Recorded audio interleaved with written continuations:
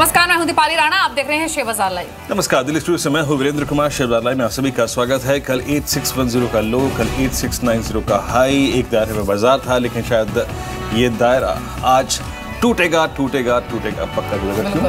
क्योंकि जीएसटी आज फाइनली चर्चा के लिए संसद पहुंचेगा जी, और जिसके पास होने की संभावना काफी अच्छी खासी है। और अगर आप देखें कहीं ना कहीं एक राजनीतिक सहमति बन गई है, लेकिन बाजार कैसी सहमति बनाएगा? देखिए, बहुत सारे लोग ये कह रहे हैं ना कि जीएसटी का पास होना कहीं ना कहीं टॉप बना देगा। क्या ये बाजार में पॉसिबल है? आज कई चर्चा इसी पे करते हैं। पहले देखते हैं एसजीएक्स निफ्टी क्या दिखा रहा है आपकी स्क्रीन पर। आप देखें लगभग 30 अंक नीचे, अगर आप देखें आपकी स्क्रीन पर एसजीएक्स निफ्टी लगभग 8630। आंकड़ा अभी भी 8600 का इसमें कायम है, लेकिन याद रखिए इस आंकड़े के साथ हमारी अप्रोच क्या होगी। देखिए, जब कोई कंसेंसस बन जाए ना, तो याद रखिए बाजार कभी भी वो नहीं करता, और कंसेंसस ये बन गया है कि जीएसटी के बाद बाजार टॉप आउट हो जाएगा। क्या ये पॉसिबल है? इस वक्त आप रेस्ट ऑफ एशिया को देखिए, दबाव की स्थिति है, लेकिन हम याद रखिए आज आजाद भारत के सबसे बड़े टैक्स रिफॉर्म के, अगर आप देखें जिसे कह सकते हैं दिन, अगर कोई है तो वो ये है आज का दिन। उस दिन हम कैसे बिहेव करेंगे इसका अंदाजा लगाना बहुत मुश्किल है। याद रखिए इसका अंदाजा बहुत मुश्किल है लगाना, लेकिन फिर भी एक अप्रोच क्या रख सकते हैं ये देखते हैं। जो हमारी अप्रोच रहेगी वो स्टैटिस्टिक्स पर आधारित रहेगी। दायरे में बाजार अभी भी रहने की संभावना, याद रखिए 85-80 टूट जाए इसके चांसेस काफी कम है। 85-70 का अहम स्तर अभी भी आपकी स्क्रीन पे कायम है, और 8500 के पुट राइटर का कॉन्फिडेंस अभी भी कायम है। याद रखिए वो अभी भी 43 लाख शेयर लेके खड़ा हुआ है, तो 85-70 के टूटने की संभावना काफी कम है। और याद रखिए कल 8700 और 8900 के बीच में जोरदार कॉल राइटिंग हुई है, तो दायरा बहुत स्क्यूज हो गया है। याद रखिए तो आइदर साइड ब्रेकआउट और ब्रेकडाउन उसकी पॉसिबिलिटी बहुत ज्यादा है। याद रखिए जो डेटा है उसको देख के लगता है कि अगर इंट्राडे में कोई भी वाइल्ड स्विंग आए, फॉर द टाइमिंग मान लीजिए अगर 8570 भी टूट जाए और एक बड़े स्विंग के तहत आप नीचे जाए और कहीं भी निफ्टी आपको 85-30, 85-20 के आसपास मिले, तो वहां पर एक रिस्क लेकर थोड़ा सा उस वक्त थोड़ा स्टॉप लॉसेस के साथ मैनूवरिंग करके आप एक लॉन्ग ट्रेड खेल सकते हैं। याद रखिए शॉर्ट करने वाली और गिराने वाली फोर्सेस इस बाजार में बहुत कम है। निफ्टी बैंक ने अगर आप देखें कमजोर स्ट्रक्चर के साथ, कमजोर आंकड़ों के साथ भी कल 18,600 को 18,700 को वॉलेट नहीं करा। ये एग्जैक्टली एक इंडिकेटर है, ये एक संकेत है कि नीचे ले जाने वाली जो फोर्सेस है दीपाली इस बाजार में काफी कम है। बिल्कुल, इसीलिए ऐसा माना भी जा रहा है कि इन स्तरों से मार्केट्स बहुत नीचे जाएंगे, इसकी संभावना बिल्कुल नजर नहीं आ रही है, और अपने सपोर्ट लेवल्स के आसपास ही इंडेक्स अभी ट्रेड कर रहा है। एसजीएक्स निफ्टी हालांकि आपकी स्क्रीन पर जो कि कमजोरी दिखा रहा है, आज 30 पॉइंट्स नीचे 8630 के लेवल पर ट्रेड कर रहा है। जीएसटी को लेकर क्या डेवलपमेंट्स होंगी वो तो एक इंपॉर्टेंट ट्रिगर होगा ही, लेकिन इंटरनेशनल क्यूज का भी हाल जान लेते हैं और ओवरऑल इंडिकेशंस क्या मिल रही हैं यूएस से, यूरोप से और एशिया से, ये अपडेट ले लेते हैं रजत से। गुड मॉर्निंग रजत, क्या क्यूज हैं आज के लिए इंटरनेशनली? क्यूज थोड़े नेगेटिव हैं। एशियन मार्केट्स देखें तो ऑलमोस्ट सभी मार्केट्स, अगर आप शंघाई को छोड़ते रहे तो मार्केट्स नेगेटिव प्ले हो रहे हैं। हैंगसेंग में 1.5% से ज़्यादा की गिरावट हो चुकी है, यानी कि 350 पॉइंट से ज़्यादा फॉल। निके लगातार टूट रहा है, येन में मजबूती बढ़ती चली जा रही है स्टिमुलस पैकेज के अनाउंसमेंट के बाद। उसके बाद निके पे गिरावट बढ़ रही है, कॉस्ट भी टूटा है। तो ताइवान, कोई भी मार्केट्स देखे तो आज वो लानिशान में कामकाज करें, तो ये वे करेगी इंडियन मार्केट्स पे। और ऊपर से ओवरनाइट क्यूज जो थे उसमें अमेरिकन मार्केट्स 1% के आसपास टूट गए। डाउ लगातार 7वें दिन गिरा, और नैस्डैक में जो 5 दिन की तेजी बनी थी उस पर ब्रेक लग गया। आईटी स्टॉक्स कल के सत्र में नहीं चढ़े। कल जो सबसे ज़्यादा प्रॉब्लम रहे थे उसमें बोइंग और गोल्डमैन सैक्स दोनों ही स्टॉक्स में कल गिरावट थी, जिसने इंडेक्स पे दबाव बनाया। क्रूड लगातार टूट रहा है और $40 के नीचे फिसलता हुआ नजर आया। आज थोड़ा निचले स्तर से खरीदारी जरूर है, लेकिन कोई शार्प पुल बैक की उम्मीद अभी भी ट्रेडर्स नहीं बता रहे हैं, और कल के सत्र में 1.5% के आसपास की गिरावट देख चुके हैं। और डॉलर लगातार जो तेजी बनी है उसमें डॉलर के मुकाबले जो येन है वो 3 हफ्ते की ऊंचाई पर पहुंचा, जिसका असर आज निके पे देखने को मिल रहा है। यूरोपियन मार्केट्स वहां से भी वीक क्यूज मिल रहे थे, और ऊपर से यहाँ पर जो बैंकिंग स्टॉक्स थे उनकी वित्तीय हालत को लेकर कुछ यहाँ पर कंसर्न्स पैदा हो गए, जिसके कारण कल के सत्र में बीएमपीएस 16% के आसपास टूटता नजर आया। ओवरऑल बैंकिंग सेक्टर देखें तो कल यूरोपियन मार्केट्स में 3% के आसपास की गिरावट शो कर रहा था। तो इस बार ऊपरी स्तरों पे प्रॉफिट बुकिंग है, और जब प्रॉफिट बुकिंग आई है तो ग्लोबली वर्ल्ड वाइड मार्केट्स पे देखने को मिल रही है। लिक्विडिटी आई थी तब भी पूरे मार्केट्स एक साथ चलते हुए नजर आए थे, लेकिन अब प्रॉफिट बुकिंग सभी मार्केट्स पे देखने को मिल रही है। तो आज क्यूज सेंटीमेंट वाइज भी थोड़े वीक नजर आ रहे हैं।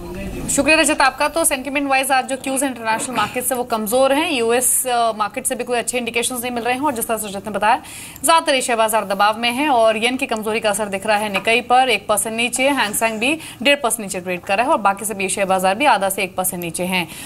लेकिन आज की इंडेक्स पर आपकी ट्रेडिंग स्ट्रेटेजी क्या होनी चाहिए, इस पर एक्सपर्ट कमेंट ले लेते हैं। राकेश बंसल भी हमारे साथ मौजूद है, वीपी हैं आके ग्लोबल से। राकेश गुड मॉर्निंग, क्या स्ट्रेटेजी होगी आज और Nifty? Good morning Deepali. Nifty में देखें तो नीचे में 8575 एक सपोर्ट है, ट्रेंड क्लियरली ऊपर की तरफ है, बट द ओनली नेगेटिव और निफ्टी इसकी ऊपर में 8655 की जो नेकलाइन है उसके ऊपर निफ्टी सस्टेन नहीं कर पा रहा है, बट ट्रेंड ऊपर की तरफ है। अब करेक्शन आएगी कि नहीं आएगी कहना, प्रेडिक्ट करना काफी मुश्किल है, क्योंकि आप देखें जब से हमने ब्रेकआउट लिया है 8300 के ऊपर से, तब से ये करेक्शन की जो तलवार है वो तब से लटकी हुई है, अभी तक करेक्शन नहीं आई है। 8575 के लेवल अगर टूटते हैं, जैसे वीरेंद्र ने भी बोला कि काफी अहम लेवल है, अगर टूटते हैं तो एक 40-50 पॉइंट्स की डिप देखने को मिल सकती है, बट नीचे में 8475 8500 का जो जोन है वो एक स्ट्रॉन्ग सपोर्ट जोन है। और जैसे वीरेंद्र ने बोला 8575 के लेवल टूटते हैं और निफ्टी अगर नीचे खिसकता है तो डिक्लाइन को यूज करना चाहिए बाइंग करने के लिए। जी, तो ऑन डेप्स बाय करने की स्ट्रेटेजी आप बना सकते हैं, ऐसा राकेश भी मानते हैं। लेकिन कल का फटाफट से एक बार डेरिवेटिव डेटा भी देख लेते हैं। वीरेंद्र, जिस तरह से आपने अभी भी कहा कि इन स्तरों से यानी 85-80 या फिर 8600 से नीचे जाएगा इंडेक्स, इसकी गुंजाइश नहीं नजर आ रही है, क्योंकि सपोर्ट के तौर पर इस लेवल को काफी स्ट्रांगली देखा जा रहा है। क्यों ये लेवल बहुत इंपॉर्टेंट है एज अ सपोर्ट, और कल का डेरिवेटिव डेटा क्या इंडिकेट करा है? अगेन एक रेंज बाउंड सेशन होगा या फिर रेंज ब्रेकआउट की भी गुंजाइश बन रही है? देखिए दीपाली, एक चीज है नो डाउट कि प्रेशर जोन तो है 8700, 86, 80 ये प्रेशर जोन है, वहां जाके हम प्रेशर फील कर रहे हैं। प्रेशर ये नहीं कि लॉन्ग अनवाइंडिंग हो रही है, प्रेशर ये है कि वहां पे खरीदारी का अभाव है। लेकिन मान लीजिए ठीक है 85 से टूट भी गया तो मैं क्या करूं? मैं हद से हद, अगर आप देखिए, अपने लॉन्ग ट्रेड से बाहर निकल के आ सकता हूं। याद रखिए मेरे को पैसा कमाना है, पहली चीज़ तो लॉन्ग ट्रेड से बाहर आ गया। अब दूसरी चीज़ मैं क्या करूं? दूसरी चीज़ मैं ये कर सकता हूं कि मैं शॉर्ट कर सकता हूं। लेकिन क्या सही मायने में, चाहे बाद आप किसी प्रश्न किसी से कर भी लीजिएगा, क्या मैं अगर शॉर्ट पे बैठ जाऊं तो इस बाजार में मैं कंफर्टेबली बैठ सकता हूं? ना, रत्ती भर नहीं। क्या वो फोर्सेस है जो बाजार को एकदम से 300, 400, 500 पॉइंट नीचे ले आए? ना, बिल्कुल नहीं है। फॉर द टाइमिंग तो नहीं है। अगर एक भी दिन FIs का आंकड़ा माइनस में आया होता 800 करोड़ का तो मैं जाता। एक भी दिन FIs ने इंडेक्स बेचा होता 800 करोड़ रुपए का तो मैं जाता। एक भी दिन FIs ने अपने स्टॉक फ्यूचर्स कवर कर लिए होते शॉर्ट तो मैं डेफिनेटली जाता। तो मेरे पास देखिए विकल्प इस वक्त ज़्यादा नहीं है, पहली बात तो दीपाली ये है। और मैं इसीलिए देखिए मुझे चाहिए स्टैटिस्टिकल सपोर्ट। सिर्फ भावनाओं के आधार पर ट्रेड नहीं होता है, आपको डेटा चाहिए होता है। मेरा 8500 का पुट राइटर बाहर नहीं निकल रहा है, वो 85 का पुट राइटर जो कि अपने कॉन्फिडेंस को इस सीरीज में लेके इस स्टैटिस्टिक्स के साथ आया था कि बॉस कैश में अच्छी बाइंग हो रही है, 8500 पे अच्छी पुट राइटिंग हो रही है, deep out of money calls में अच्छी खासी बाइंग है। तो मेरे लिए इसका 67 रुपए का प्रीमियम, और याद रखिए मेरे लिए जो बेंचमार्क है इसका वो है 80। अगर ये पुट 80 रुपए के ऊपर चली जाए दैट मीन्स बाजार में रिस्क बढ़ रहा है। जब तक ये उसके ऊपर ना जाए तब तक मैं शायद फॉर द टाइमिंग शॉर्ट के बारे में तो सोचूंगा नहीं खैर अभी, लेकिन मैं लॉन्ग अनवाइंड नहीं करूंगा। मैं अपने long till the time Nifty finally 8480 decisively breach नहीं कर देता मैं नहीं जाऊंगा। अगर मेरा एक ट्रेड यहाँ पे टूट गया 85-80 पे, 85-70 पे, तो मैं बाहर निकल आऊंगा। लेकिन याद रखिए मैं पूरा दिन इंतजार करूंगा। आज अगर 85-10, 85-20, 85-30 के रेंज में मुझे फिर एंट्री में निफ्टी में री एंट्री का मौका मिला तो मैं डेफिनेटली री एंटर मारूंगा, क्योंकि मेरे को दीपाली अभी शॉर्ट ट्रेड के लिए स्कोप नजर नहीं आ रहा है। बहुत से लोग ये कह रहे हैं कि बॉस GST के पास होते ही बाजार टॉप आउट हो जाएगा। हो सकता है आप इवेंट लेस हो जाए, लेकिन मेरे को वो डेटा दीजिए जिसके आधार पर मैं शॉर्ट करूं। वो मेरे पास अभी फॉर द टाइमिंग नहीं है। आपकी भावनाओं के आधार पर मैं शॉर्ट नहीं करूंगा। बिल्कुल, मौजूदा स्टैटिस्टिक्स और टेक्निकल्स तो एटलीस्ट यही इंडिकेट कर रहे हैं कि इन स्तरों पर शॉर्टिंग की जो स्ट्रैटेजी है वो वाइज स्ट्रैटेजी नहीं होगी इंडेक्स पर। बेटर है कि अगर आपने लॉन्ग्स क्रिएट किए हुए हैं तो आप होल्ड रखें और वॉच करें लोअर साइड पर 8580 का लेवल या फिर 8575 का, जो कि क्रूशल सपोर्ट के तौर पर बना हुआ। और बीते 2-3 दिनों में हमने देखा भी है कि वीक अर्निंग्स की वजह से या फिर वीक ग्लोबल क्यूज की वजह से अगर थोड़ा सा मार्केट हायर लेवल से नीचे आए भी हैं मामूली बहुत, तो दिग्गजों ने आगे आके परफॉर्म किया और मार्केट को सपोर्ट लैंड किया। आप देखिए बीते 2-3 दिनों का परफॉर्मेंस मारुति सुजुकी का, आप देखिए परफॉर्मेंस ITC का। हैवीवेट होने के बावजूद भी इन स्टॉक्स ने कल, परसों और बीते 2-3 दिनों के सेशन में एक लीड लेने की कोशिश की। ITC कल भी 10% का इजाफा लेकर क्लोज हुआ 4% के बढ़त पर, और मारुति सुजुकी अगेन कल का एक स्ट्रॉन्ग परफॉर्मर रहा, 2-2.5% की मजबूती लेकर क्लोज हुआ। इन हैवी वेट स्टॉक्स पर बातचीत करेंगे, लेकिन आज का जो अहम ट्रिगर रहेगा वो रहेगा GST।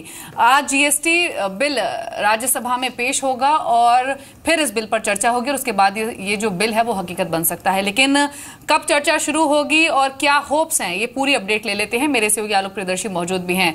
आलोक, फाइनली काफी कोशिशों के बाद सरकार एक मुकाम तक पहुंच पाई है जहां पर वो सभी पॉलिटिकल पार्टीज के साथ एक मत हो पाई है।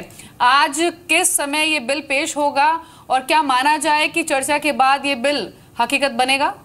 बिल्कुल, देखिए जिस तरह से सहमति बनी है और सबसे जो विरोध था वो कांग्रेस की तरफ से था और उसने भी अब ये कह दिया है कि हाँ वो इस बिल का सपोर्ट करेंगे, तो जाहिर सी बात है कि कांग्रेस से समर्थन अगर है तो इस बिल को राज्यसभा में पास होना कोई बड़ी बात नहीं होगी। अगर देखें तो ये बिल दोपहर बाद आएगा चर्चा के लिए, क्योंकि दोपहर से पहले जो है क्वेश्चन आवर और 0 आवर्स की प्रोसीडिंग्स होती है। तो उम्मीद है कि दोपहर बाद यानी करीब 2 बजे के आसपास ये बिल राज्यसभा में चर्चा और पास करने के लिए आएगा। तो उस वक्त तमाम जो राजनीतिक दल के मेंबर्स राज्यसभा में रहेंगे उनकी तरफ से समर्थन की उम्मीद है कि कांग्रेस पहले ही समर्थन की बात कह चुकी है। इसके अलावा तमाम जो क्षेत्रीय पार्टियां हैं वो भी लगातार जीएसटी को समर्थन देने की बात कह चुके हैं। कुछ अमेंडमेंट लेफ्ट की तरफ से आ सकते हैं, लेकिन जाहिर सी बात है कि जब इतने बड़ी तादाद में जीएसटी को समर्थन करने वाले राज्यसभा में होंगे सांसद, तो 2/3 मेजोरिटी से राज्यसभा में जीएसटी बिल जो संवैधानिक संशोधन बिल है उसको पास होना कोई मुश्किल बात नहीं होगी। चलिए आलोक, बहुत बहुत शुक्रिया पूरी बातचीत के लिए और इनफैक्ट आज का पूरा अगर आप देखें दौर कैसे चलेगा उस पर बात करने के लिए। खैर, जीएसटी आज अगर आप देखें सबसे बड़ी खबर है आज की तारीख में, और सीआई के प्रेसिडेंट नौशाद फोर्ब्स का कहना है कि जीएसटी लागू होने से टैक्स सिस्टम में काफी पारदर्शिता बढ़ेगी। जीएसटी से इंडस्ट्री के लिए ईज ऑफ डूइंग बिजनेस को बढ़ावा मिलेगा। आइए सुनते हैं उन्होंने और क्या कहा। It's truly a transformative tax. It will make things much more efficient for industry to operate.